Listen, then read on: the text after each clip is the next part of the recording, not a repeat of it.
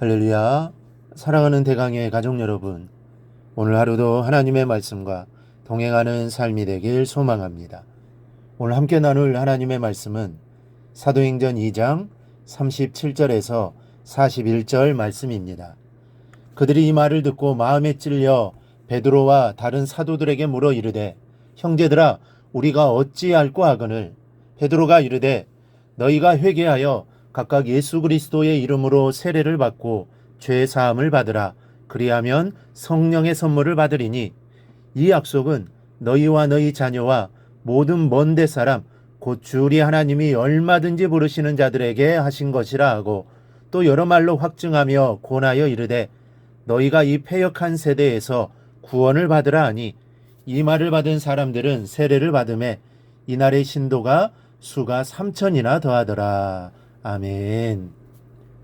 예수님을 십자가에 못 박은 장본인은 로마 병정들이요, 판결을 내린 자는 빌라도입니다. 그리고 예수님을 팔아넘긴 자는 가룟 유다입니다. 그러나 사실상 예수님의 죽음을 조장한 자들은 당시의 종교 지도자들이었습니다. 그러나 예수님이 십자가에 못 박히시지 않을 수 없었던 진정한 이유는 인간의 죄 때문입니다. 그 죄 때문에 하나님이신 예수님께서 이 세상에 오셨고, 그 결과로 배신과 재판의 과정을 거치신 끝에 십자가에 달리셔서 돌아가신 겁니다. 그러므로 예수를 죽인 자가 누굽니까? 유다나 빌라도 같은 특정 인물입니까? 아닙니다. 예수님은 모든 인간이 죽였습니다. 과거의 인물들과 유대인들이 아닙니다. 바로 내가 죽였다고 해야 맞습니다. 예수님은 내 죄 때문에 돌아가신 것입니다. 오늘 베드로가 예수님의 죽음과 부활에 대해 말했을 때 사람들은 죄를 깨닫고 마음의 찔림을 받았습니다. 마음이 고통스러웠습니다. 어찌할 바를 몰랐습니다. 하나님은 그들에게 강한 회개의 마음을 불어넣어 주셨던 것입니다. 베드로의 설교를 듣고 또한 하나님의 회개의 영을 받은 유대인들은 자신들이 그토록 대망하였던 메시아를 자신들의 손으로 죽였다는 사실을 알게 됩니다. 그러자 모두들 걷잡을 수 없는 후회와 절망감에 사로잡혀서 마치 그들의 마음이 창에 찔린 듯 어찌할 바를 모르게 된 것입니다. 그래서 말합니다. 형제들아, 우리가 어찌할꼬.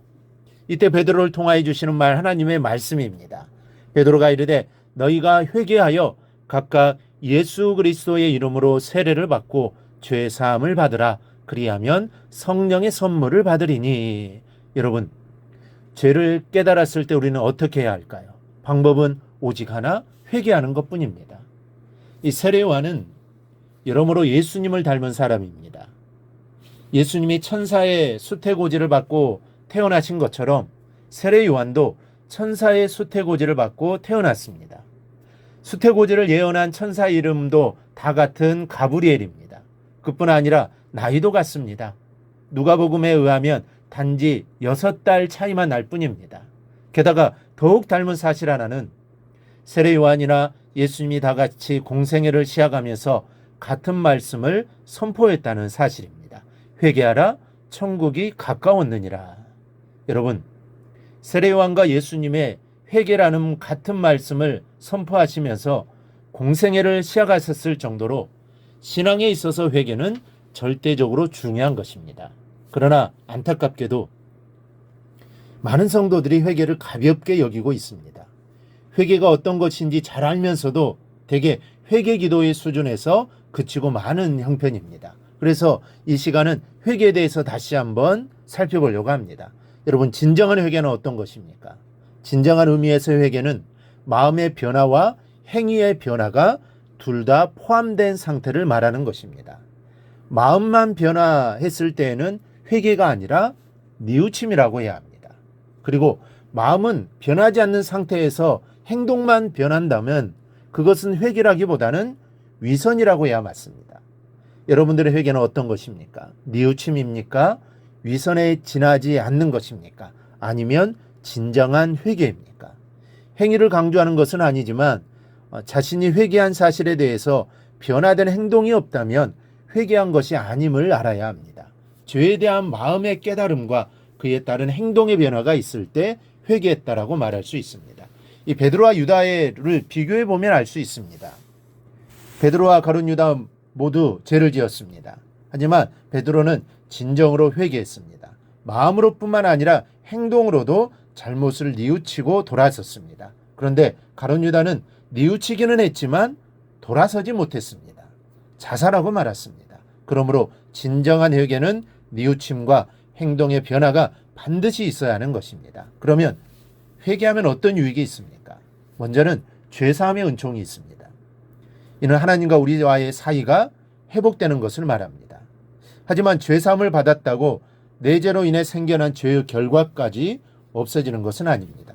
예를 들어 사람을 죽였다고 해보십시다.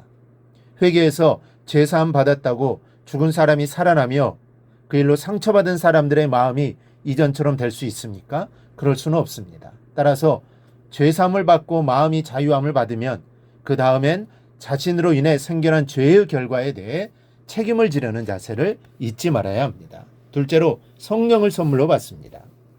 진정으로 회개하면 이전의 죄를 반복하지 않도록 성령의 능력이 함께 하신다는 말씀입니다. 회개하면 성령께서 함께 하셔서 이전까지는 대항할 수 없었던 죄에 대항하게 하시고 싸워서 승리하게 하십니다. 그런데 이 회개는 늘해야 합니다. 왜냐하면 우리는 늘 죄를 짓기 때문입니다. 그러니 늘 회개해야 합니다. 그런데 우리는 진정으로 회개해야 합니다. 진정으로 회개하면 죄로 인해 가졌던 두려움에서 해방됩니다. 죄와 싸우려는 마음이 생기고 성령의 도우심으로 이기게 됩니다. 자기가 저질렀던 죄의 결과에 대해 최선을 다해 책임지려는 노력을 기울이게 됩니다. 이러한 힘이 진정한 회개에서 오는 것입니다. 우리는 진정한 회개에 대해 무뎌져 있지만 우리는 늘 진정한 마음으로 회개해야 합니다. 그럴 때 하나님의 은총이 임할 것입니다. 바로 이러한 은혜가 우리 모두에게 있기를 주님의 이름으로 축원합니다. 오늘 묵상한 말씀을 굳게 잡고 삶으로 실천하며 살아내는 대강의 모든 성도들이 되기를 축복합니다.